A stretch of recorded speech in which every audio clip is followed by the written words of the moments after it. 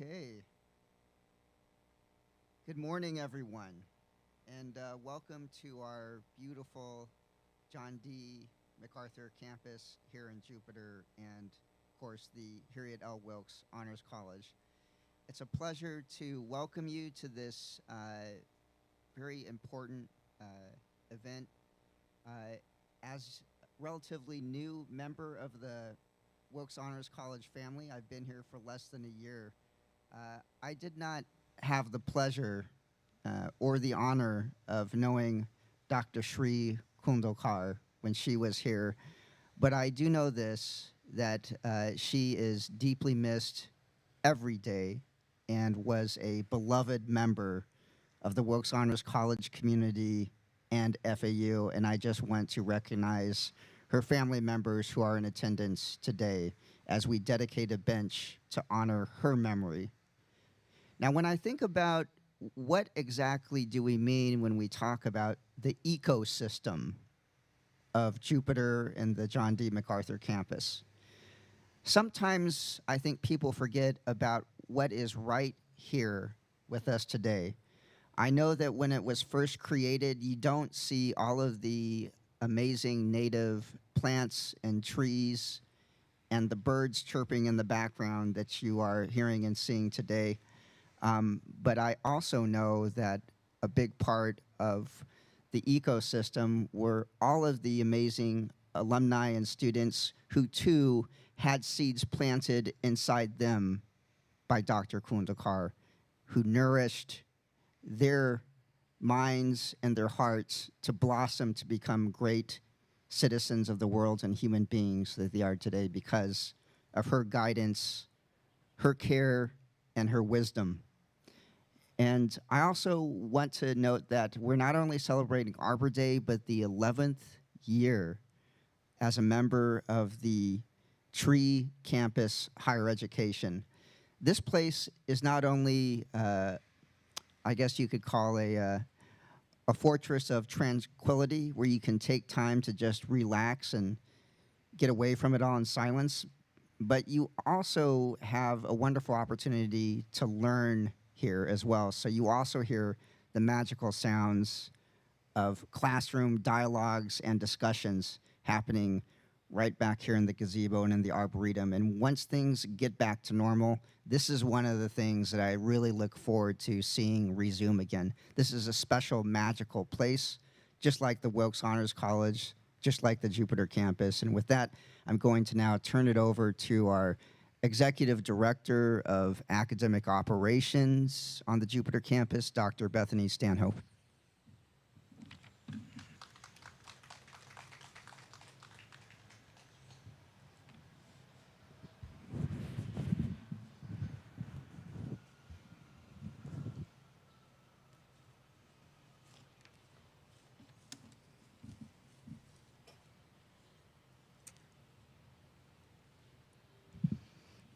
Thank you so much, Dean Perry, and thank you all for taking time out of your Friday to be here to really celebrate a couple of very special occasions. Again, number one, this beloved colleague of ours, which I as well did not have the honor of spending time with, but from all the glowing reviews I hear from my colleagues, you know, she has truly impacted this campus and will forever have that impact on our students at the Wilkes Honors College. And as well, we're also here today to celebrate Arbor Day and this Arboretum, and especially this very special place on our campus. And so, as Dean Perry mentioned, we're so fortunate to kind of exist on the Jupiter campus, not just among special colleagues, but really a special place. We have this backyard of trees and nature that really helps foster creativity and discovery, and really helps support, I believe, our students to enhance their creativity and kind of bolster their academic life, to kind of take a step away from, you know, the busyness of being, you know, an undergrad with all of these things on campus. You know, this place provides the tranquility that they can step aside for a minute and really appreciate being amongst nature. And so I think importantly on this campus, we have this amazing blend of research and, nature. And myself as a scientist, I really appreciate being able to have the opportunity to take a step back and kind of reflect on, my ideas and my experiments. And I think this place here at the Arboretum provides that place to do that. And so I myself find, I think of my best, next genetic experiments as I'm sitting here, among nature and have that moment to ponder. And I think the students will do that as well, and especially having this wonderful new bench will definitely provide, the seat for someone to think of their next creative discovery. And as a scientist as well, I also think about not just, the space, but actually the nature itself. And so I know that our students on campus not only use this space for discovery and thinking, but actually for the actual experiments themselves. And so it happens that these palm trees all around us actually foster numbers of species of fruit flies that we have trapped in and used in experiments, and other papers of hungry caterpillars. And so again, we're here to celebrate, the opportunities here that, this Arboretum provides, and that, this new bench dedication, and hopefully we can continue to foster that creativity and discovery on campus. And with that, I'll introduce our next speaker, which is Elena Edwards, who is our Director of Training and Education for the Center of Environmental Studies, and also manages our Arboretum here.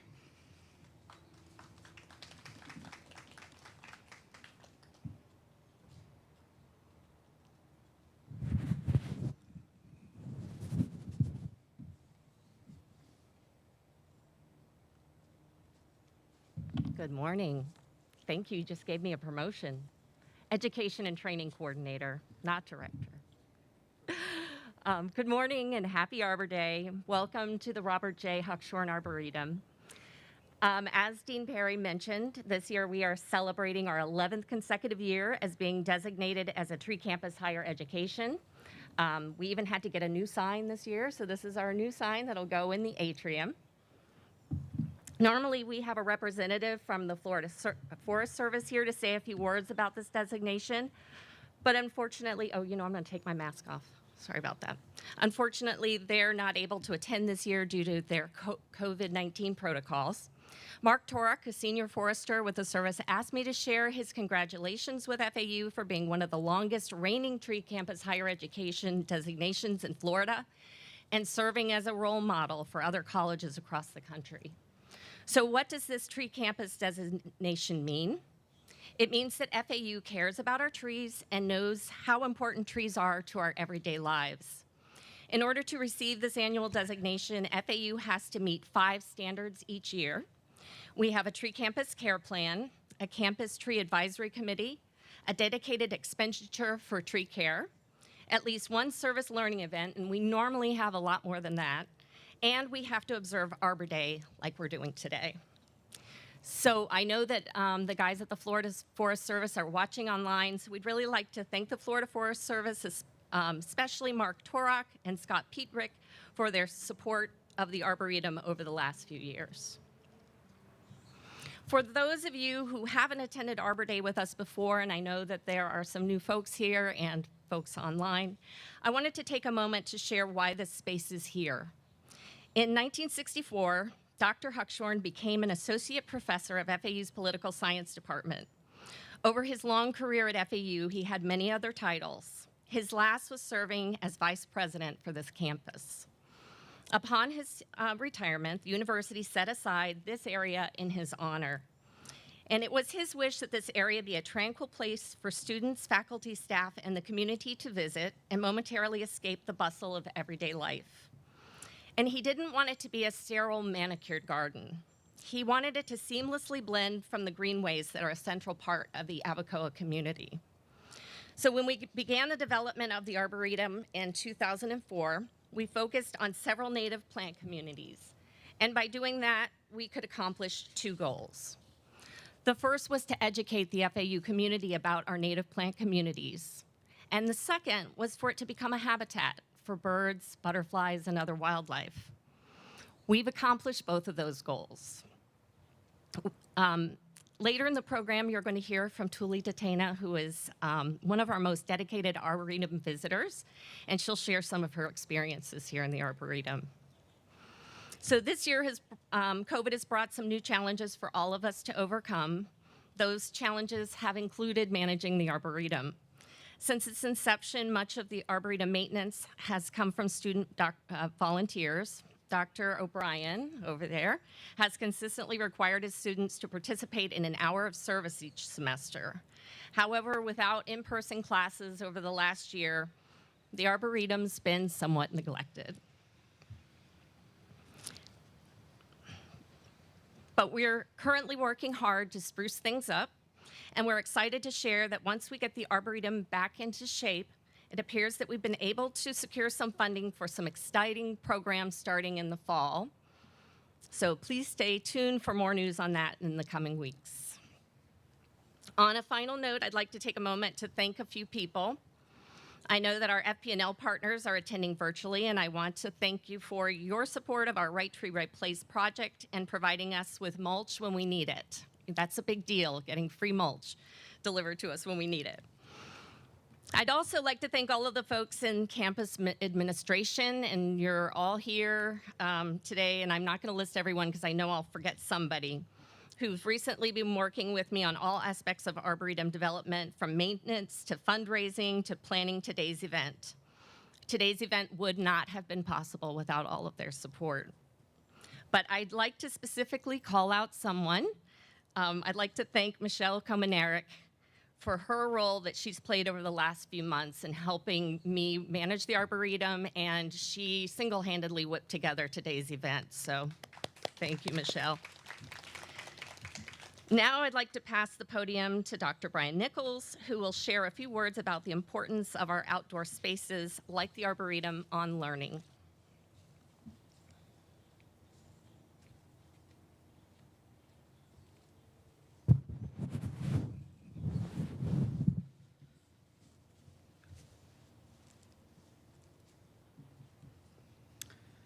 Okay, hello.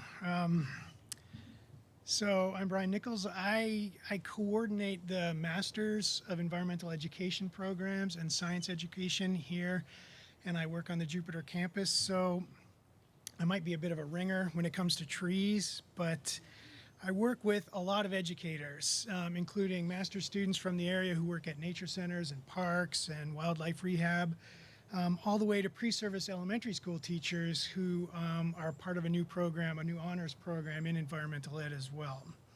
And there's one thing that I sort of get across, or try to get across, and I have been doing this for quite a while, is that teachers and students need to get outdoors more, right? We need to get them outside more. After a year of teaching online, where it's all been screens, now I'm short-sighted and need a nice big print for my thing here. And I also have a nasty case of sciatica from sitting down too much in front of a screen. So it just sort of, the pandemic has just exacerbated this whole problem. And again, it's nice to get outdoors. So one of the best ways for educators at all levels to get themselves and their students outdoors is trees, right? Having access to trees. So in parks, in schoolyards, on campuses, somewhere nearby, a student, a teacher shouldn't have to get in a bus and go on a field trip just to get under a tree. That's just not right. Schoolyard and campus trees, as we've already discussed, can center outdoor classrooms. They can provide shade for us.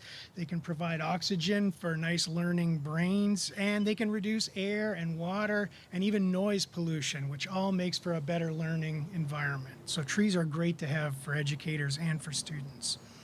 Trees also help connect new faculty and new students to the areas they're in. As we know, a tree is not an individual, it's an entire ecosystem with a bunch of associated animals and plants and bugs and microbiota. So trees are like outdoor STEM learning labs and are underutilized for that as well. Finally, from a faculty perspective, trees are a reminder that we don't work on a golf course or we don't work in an industrial park. This is a campus, right? Trees are not an obstacle. They're a feature of a campus. And so it's great to have more. They give us peaceful places for thinking, for teaching, for learning, for taking a walk, for conversing, all that good stuff. So for the administrators and such listening, I would just like to say, hey, it would be great if we had even more tree-lined pathways and ponds with trees around them and outdoor classrooms to use, to help us, to help our students and help the staff get away from screens for a while, productively get away from screens for a while, and help with healthy and all that kind of stuff. Thanks.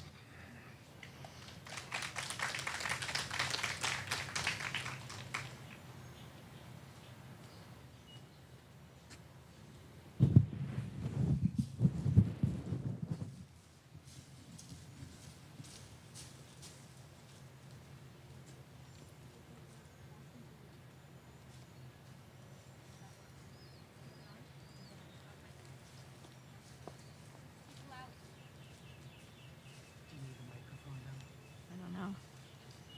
I guess, can you hear me? So, before we share our reflections on Shri, we wanted to ask everyone to please take a brief moment now, a moment of silence to reflect on Shri's memory.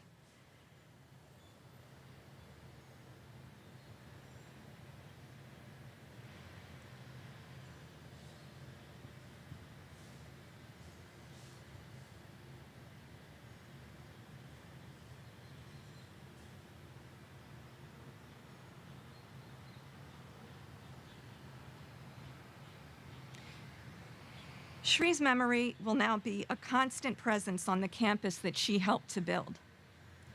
During the 15 years that Shri contributed to our campus environment, she went out of her way to promote science education at FAU and in the local community. Whether this meant coming to campus on weekends to set up lab demonstrations for open house events, contributing to summer STEM programs, or making trips to Miami to consult a physics professor on designing a flipped classroom for labs. Thanks to her efforts, our campus now has a state-of-the-art physics classroom in AD 102. Shri helped motivate high school students to pursue careers in science, and she worked hard to see her honors college students succeed. I remember one time that I stopped by her office and she was thinking hard, trying to come up with a new, short, hands-on chemistry project that her students could do in the lab. I know, she said, and this was months before the pandemic. She said, I'll have them create their own hand sanitizer. So we had no idea at the time how popular hand sanitizer was about to become. Many times I saw Shri in her office working on letters of recommendation for students applying to graduate school or medical school. She got to know her students personally and really cared about them, and she went out of her way to help her students when they had problems. Shri helped to create the living, learning campus that we have today. That's why I'm glad that her memory will be a continuing part of our campus community.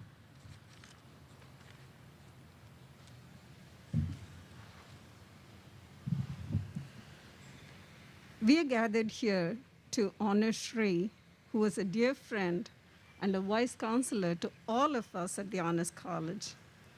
She dearly loved her students, and as Rachel mentioned, she mentored and nurtured them over the 15 years she was a part of the Wilkes Honors College.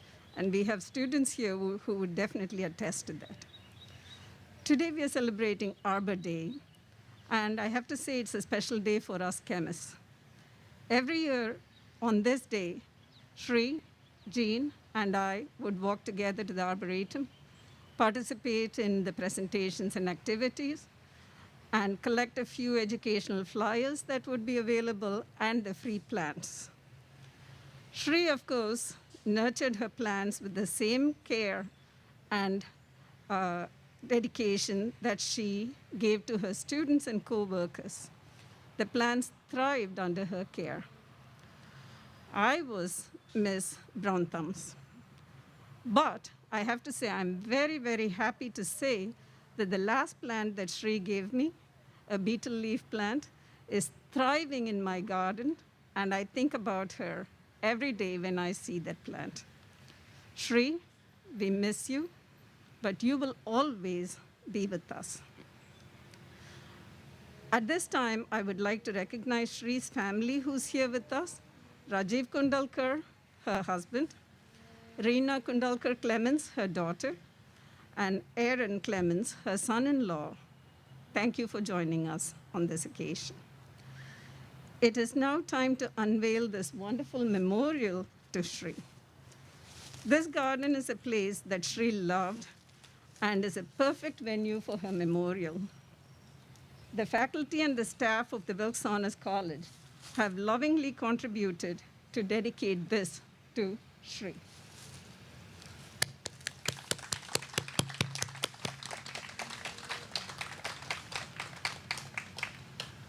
This bench will give us a place to meet and hang out and feel Shri's presence as part of our group. Maybe we can do takeout lunch here to celebrate her birthday every year for all of you who do, join us for this. And now I would like to invite Rajiv to say a few words.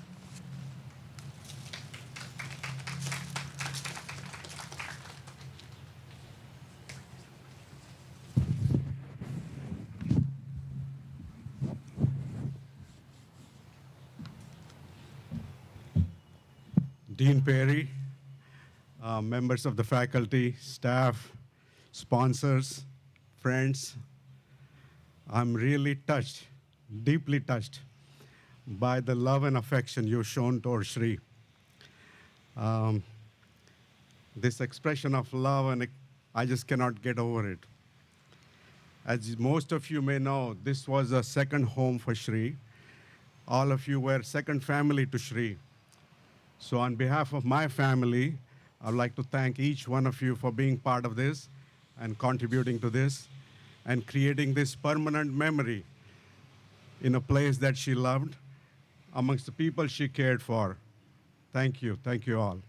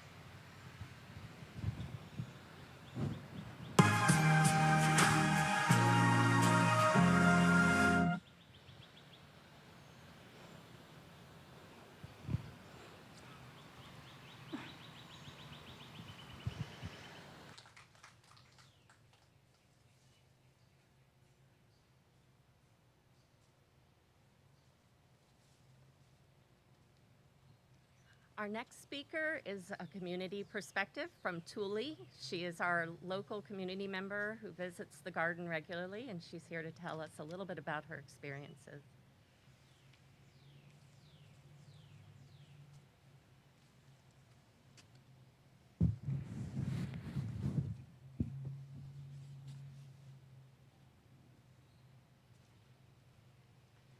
Good morning.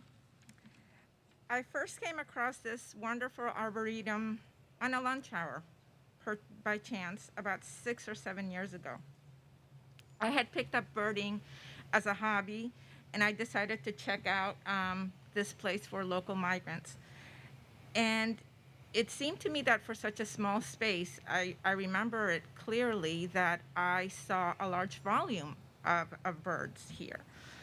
So I don't know if you know, but Florida is part of the Atlantic flyway, for the birds to migrate in the fall from Canada in the Northeast.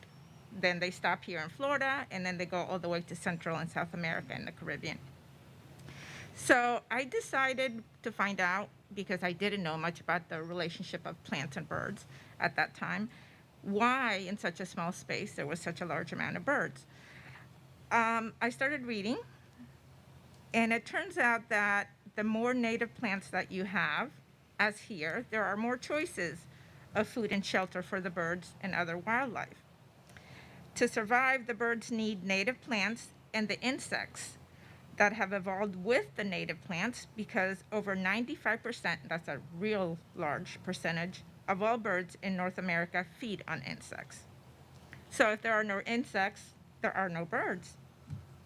The native oaks that you will see around here, especially in the perimeter, and there's another one large one back there, they support more than 500 species of butterflies and moths.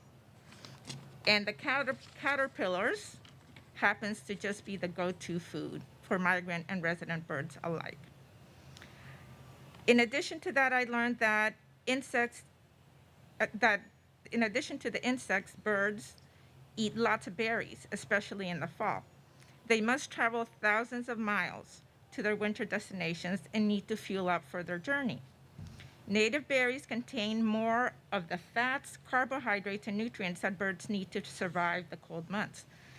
Many of the native plant species you will find here, like the American beautyberry, the sea grape, the gumbo limbo, firebush, wild coffee, mulberry, they provide this essential fuel to the birds.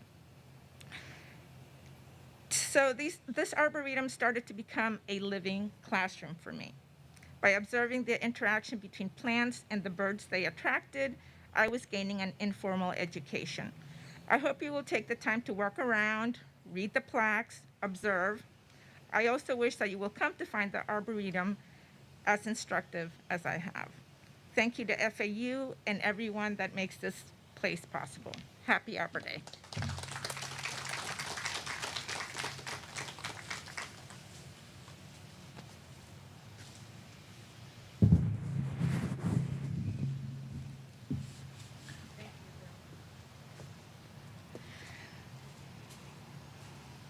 Thank you, everyone, for joining us today to celebrate and recognize the Kundalakar family and Shree's memory and Arbor Day in this place that generosity truly built.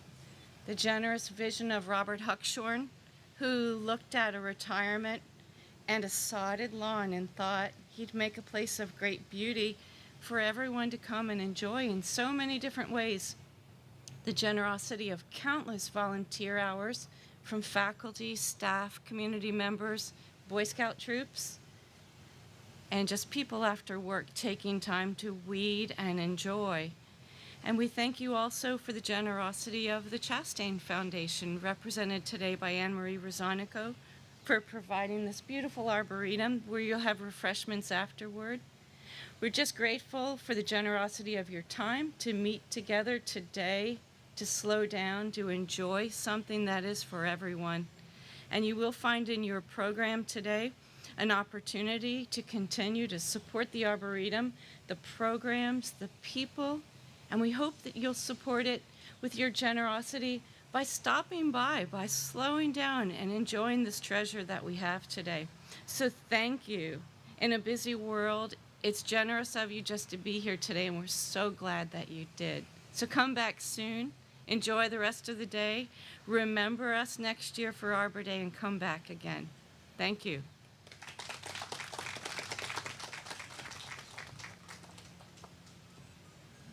So that concludes